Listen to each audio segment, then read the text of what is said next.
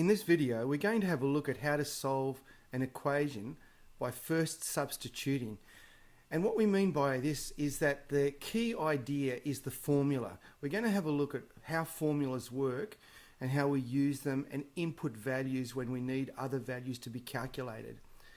So some examples of well-known formulas are things like Pythagoras' formula, where a squared is equal to b squared plus c squared.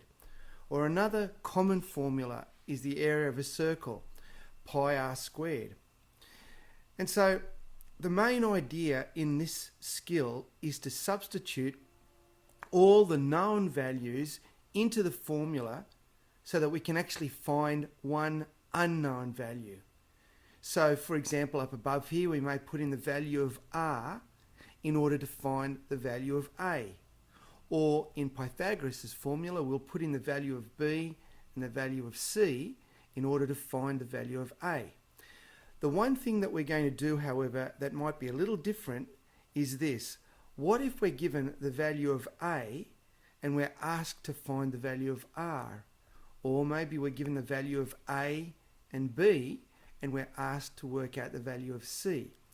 So we need to work out the skill of how to input information or values and then rearrange it to find a letter or a variable that isn't necessarily at the beginning of the formula. So here are the steps in finding an unknown value in a formula.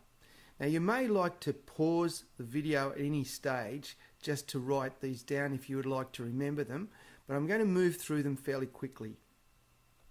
The first step is to write down the formula.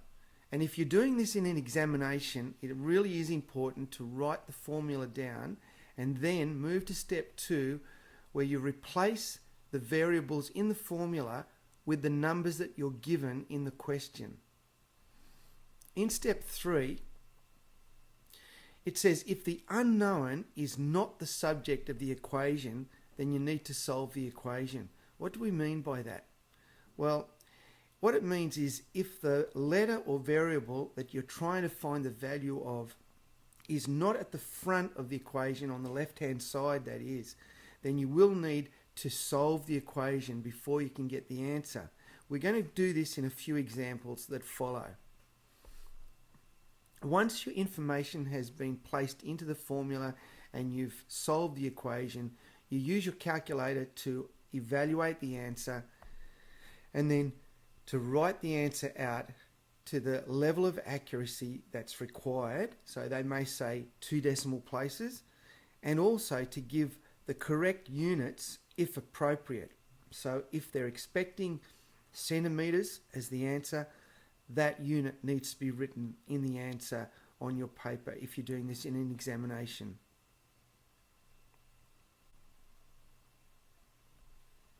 So here's a formula that we're given where we're going to find the value of r, and you can see that r is at the beginning, so it's going to make it relatively easy. So the first step was to write down the formula. So we say that r equals the square root of 3v over pi times h. Now we're given the values for this formula, v equals 4,000 and h equal to 40 centimeters. So our next step is to substitute these into the formula and then work them out. So it's 3 times v, so that's 4,000, all over the value of pi, which the calculator will give you, times h, which is 40. Now because r is what we're trying to find, it's just a matter of putting this into the calculator and you should get the following answer, 9.77. Now I've rounded this to 2 decimal places and the answer needs to be in centimeters, so we'll write this at the end of the answer. This example asks us what the stopping distance is of a vehicle, and it gives us a formula to work this out. So we're actually going to work d out. Once again, the unknown that we're looking for is at the beginning of the equation. So all we need to do is to put in the value of S, which is 9 meters per second, into the formula, and so get the result. So we'll write the formula down. D is equal to 1/4 times S squared plus S plus 2. The next step is to substitute in. We've got 1/4. S is 9, so that's going to be 9 squared plus 9 plus 2. And because the unknown is on the left-hand side and everything here can be put into a calculator, we can put this in and we get our result as 23. Now, because we're working in meters, because it's the nearest meter, we can actually work our answer with that unit at the end, 23 meters. In example 3, things start to change. You'll notice we've got to find the value of n, and n is over here on the right hand side of the formula.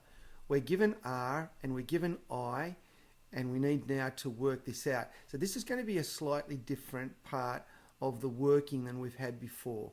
So we still write down the formula. R equals I over n plus 1. We substitute in what we know. We know that R is 23. We know that I is 4. N is what we need to calculate, plus 1. So now we need to solve the equation. So what we do is first of all get rid of the minus 1. And that will give us 22 equals 4 over n.